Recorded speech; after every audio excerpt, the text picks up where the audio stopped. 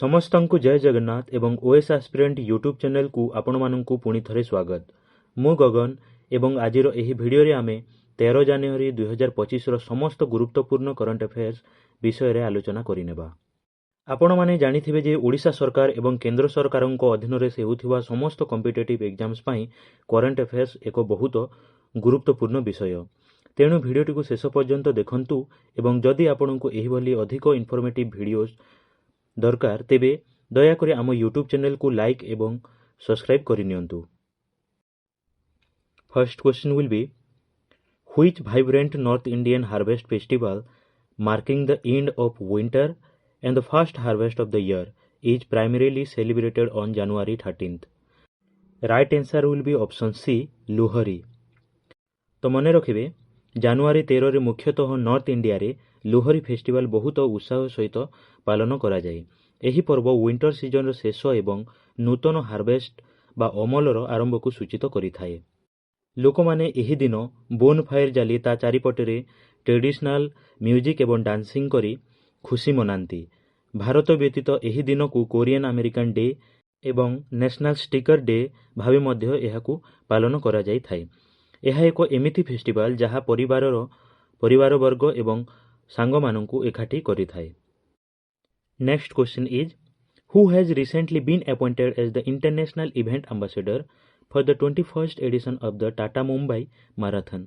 Right answer will be option B, Andre de Grasse। 21st edition of Tata Mumbai Marathon ପାଇଁ ଆନ୍ଧ୍ରେ ଦେ ଗ୍ରାସେଙ୍କୁ international event ambassador ଭାବରେ ମନୋନୀତ କରାଯାଇଛି। ସେ ଜଣେ ବହୁତ ଫେମସ୍ ଅଲିମ୍ପିକ୍ ସ୍ପ୍ରିଣ୍ଟ ଚାମ୍ପିୟନ ଅଟନ୍ତି। ତାଙ୍କ ପାଖରେ ମୋଟ 60ଟି ଅଲିମ୍ପିକ୍ ମେଡାଲ ଅଛି। ଏହି ମାରାଥନଟି ଜାନୁଆରୀ 18, 2026ରେ ମୁମ୍ବାଇରେ ହେବାକୁ ଯାଉଛି। ସେ ସମସ୍ତ ରନର୍ସମାନଙ୍କୁ ନିଜର ଜର୍ଣ୍ଣି ଦ୍ୱାରା ଇନ୍ସପାୟାର କରିବେ ବୋଲି ଆଶା କରାଯାଉଛି। Our next question will be which country recently became the first to discontinue its traditional postal services? Right answer will be option C, Denmark। Denmark ଦେଶ ନିଜର 400 ବର୍ଷ ପୁରୁଣା ଟ୍ରେଡିସନାଲ ପୋଷ୍ଟାଲ ସର୍ଭିସକୁ ସମ୍ପୂର୍ଣ୍ଣ ଭାବରେ ବନ୍ଦ କରିଦେଇଛି। ଏବେ ସେଠାରେ ଫିଜିକାଲ ଲେଟର ପାଇବା ବଦଳରେ ସମ୍ପୂର୍ଣ୍ଣ ଡିଜିଟାଲ କମ୍ୟୁନିକେସନ ଉପରେ ଗୁରୁତ୍ୱ ଦିଆଯାଉଛି। ପୋଷ୍ଟ ନୋଡ ନାମକ ସଂସ୍ଥା ଏହି ଲେଟର ଡେଲିଭରିକୁ ବନ୍ଦ କରିବା ପାଇଁ ଡିସିଜନ ନେଇଛି। ଏବେ ସେମାନେ କେବଳ ପାର୍ସେଲ ଡେଲିଭରିଜ ଉପରେ ଫୋକସ କରିବେ। ଏହା ସାରା ୟୁରୋପରେ ଏକ ବଡ଼ ପରିବର୍ତ୍ତନ ବୋଲି ମନେ କରାଯାଉଛି। Our next question will be who was recently awarded the Global Lifetime Achievement Award at the 2025 Mohammed bin Rashid Al Maktoum International Sports Award? Right answer will be option C, Novak ଜୋଡୋଭିକ।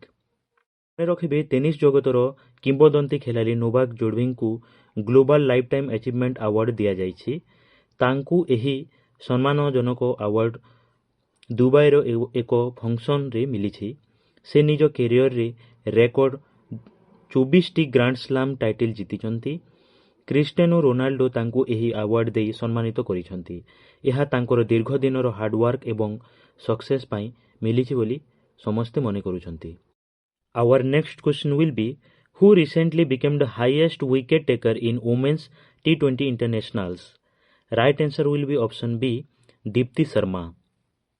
ଭାରତୀୟ allrounder Deepti Sharma ଏବେ women's T20 ଇଣ୍ଟରନ୍ୟାସନାଲ୍ସରେ highest wicket taker ଭାବରେ ନିଜକୁ ଗଢ଼ି ତୋଳିଛନ୍ତି।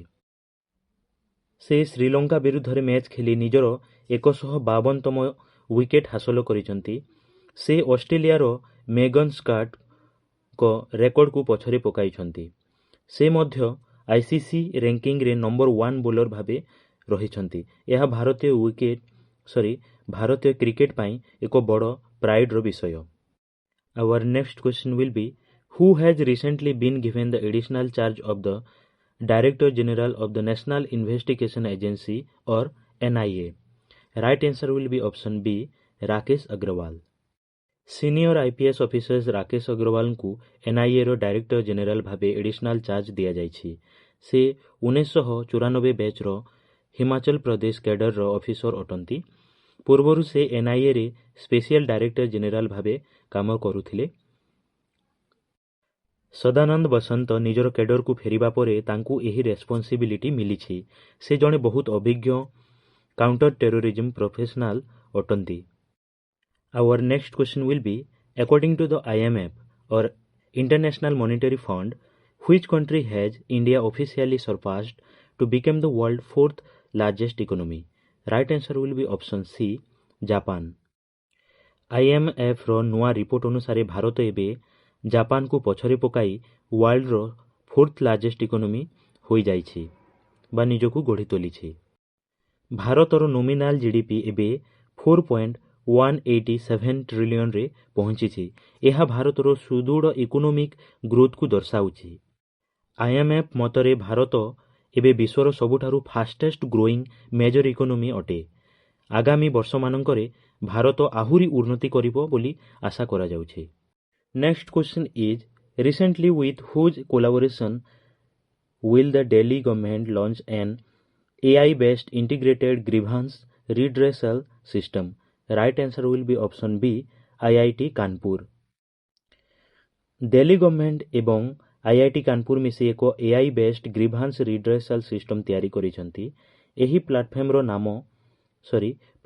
ନାମ intelligent grievance monitoring system ବା IGMS ରଖାଯାଇଛି। ଏହା ଲୋକମାନଙ୍କର ଅଭିଯୋଗକୁ ଫାଷ୍ଟେଷ୍ଟ ରିଜୋଲ୍ୟୁସନ୍ କରିବାରେ ସାହାଯ୍ୟ କରିଛି।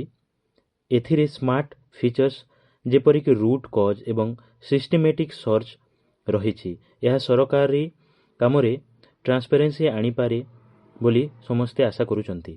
Next question is, where will the Indian AI Research Organization be established recently? Right answer will be option C, Gandhinagar, Gujarat. ଏବେ ଗୁଜରାଟର ଗାନ୍ଧୀନଗର ସହରରେ ଇଣ୍ଡିଆନ୍ AI ରିସର୍ଚ୍ଚ ଅର୍ଗାନାଇଜେସନ୍ ବା AIIRO ସ୍ଥାପନ କରାଯାଇଛି। ଏହା ବିଶେଷ କରି ଗିଫ୍ଟ ସିଟି ପାଖରେ ଏକ IT AI କ୍ଲଷ୍ଟର ଭାବେ କାମ କରିବ।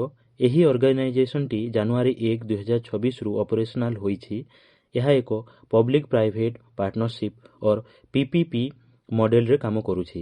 ଏହା ଭାରତର AI ଇକୋସିଷ୍ଟମକୁ ଆହୁରି ମଜବୁତ କରିବ ବୋଲି ପ୍ରଧାନମନ୍ତ୍ରୀ କହିଛନ୍ତି। Next question is, who recently conducted the successful test launch of 2 indigenously developed Pralaya missiles? Right answer will be option C, DRDO. Students ମନେ ରଖିବେ, DRDO ସଫଳତାର ସହିତ 2ଟି ପ୍ରଲୟ ମିସାଇଲ୍ସର ଟେଷ୍ଟ ଲଞ୍ଚ କରିଛି। ମନେ ରଖିବେ, DRDO ସଫଳତାର ସହିତ 2ଟି ପ୍ରଲୟ ମିସାଇଲ୍ସର ଟେଷ୍ଟ ଲଞ୍ଚ କରିଛି। ଏହି ପରୀକ୍ଷଣ ଓଡ଼ିଶା କୋଷ୍ଟର ଚାନ୍ଦିପୁର ଠାରେ କରାଯାଇଥିଲା। ଏହି ମିସାଇଲ୍ସ ଗୁଡ଼ିକ କ୍ୱାସି ବ୍ୟାଲିଷ୍ଟିକ୍ ମିସାଇଲ୍ ଶ୍ରେଣୀର ଅଟନ୍ତି। ଏହା ସମ୍ପୂର୍ଣ୍ଣ ଭାବେ ଇଣ୍ଡିଜିନିୟସଲି ଡେଭଲପ୍ଡ ଅର୍ଥାତ୍ ସ୍ୱଦେଶୀ ଜ୍ଞାନକୌଶଳରେ ନିର୍ମିତ। ଏହି ମିସାଇଲ୍ସ ଗୁଡ଼ିକ ସଲିଡ୍ ପ୍ରୋପେଲେଣ୍ଟ ବ୍ୟବହାର କରନ୍ତି ଏବଂ ଏହା ବହୁତ ଏକ୍ୟୁରେଟ୍ ଅଟନ୍ତି। Next question is, which medal did Arjun Erigesi recently win at the World Blitz Chess Championship? Right answer will be option C, bronze medal. Arjun Erigaisi ଜଣେ ବହୁତ ଭଲ ଇଣ୍ଡିଆନ୍ ଗ୍ରାଣ୍ଡମାଷ୍ଟର ଅଟନ୍ତି। ସେ ୱାର୍ଲଡ ବ୍ଲିଚ୍ ଚେସ୍ ଚାମ୍ପିଅନସିପ୍ରେ ନିଜର ଚମତ୍କାର ପରଫର୍ମାନ୍ସ ପାଇଁ bronze medal ଜିତିଛନ୍ତି। ଏହି ଟୁର୍ଣ୍ଣାମେଣ୍ଟଟି ଦୋହାଠାରେ ଅନୁଷ୍ଠିତ ହୋଇଥିଲା। ସେ ପ୍ରଥମେ ପଏଣ୍ଟ ଟେବୁଲରେ ଟପ୍ରେ ଥିଲେ କିନ୍ତୁ ପରେ ଥର୍ଡ ପୋଜିସନରେ ଆସିଯାଇଥିଲେ। ସେ ବିଶ୍ୱନାଥନ ଆନନ୍ଦଙ୍କ ପରେ ଦ୍ୱିତୀୟ ଭାରତୀୟ ଭାବେ ଏହି ଇଭେଣ୍ଟରେ ମେଡାଲ ଅର୍ଜନ କରିଛନ୍ତି। ଏହା ଥିଲା 13 ଜାନୁଆରୀର ସମସ୍ତ କରେଣ୍ଟ ଆଫେୟାର୍ସ। ଆଶା କରୁଛି ସମସ୍ତେ ନୋଟ୍ ଡାଉନ୍ କରିନେଇଛନ୍ତି।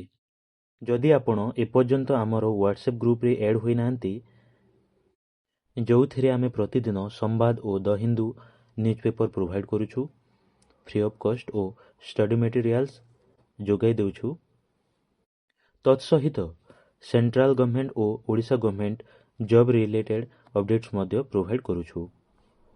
ଡେସ୍କ୍ରିପସନରେ ସେହି ଗ୍ରୁପର ଲିଙ୍କଟି ପ୍ରୋଭାଇଡ଼ କରିଦିଆଯିବ। ଯଥାଶୀଘ୍ର ଆପଣ ଆଡ଼୍ ହୋଇଯାଆନ୍ତୁ। ଯଦି ଆପଣଙ୍କ କୌଣସି ଫ୍ରେଣ୍ଡସ୍ ବା ରିଲେଟିଭ୍ ଓଡ଼ିଶାର ଯେକୌଣସି କମ୍ପିଟେଟିଭ୍ ଏକ୍ଜାମ୍ ପାଇଁ ପ୍ରିପେୟାର ହେଉଛନ୍ତି, ତାଙ୍କୁ ଏହି ଭିଡ଼ିଓଟି ସେୟାର କରିବେ, ଯାହାଦ୍ୱାରା ସେ ମଧ୍ୟ ପ୍ରିପାରେସନ୍ଟା ସ୍ମୁଥଲି କରିପାରିବେ।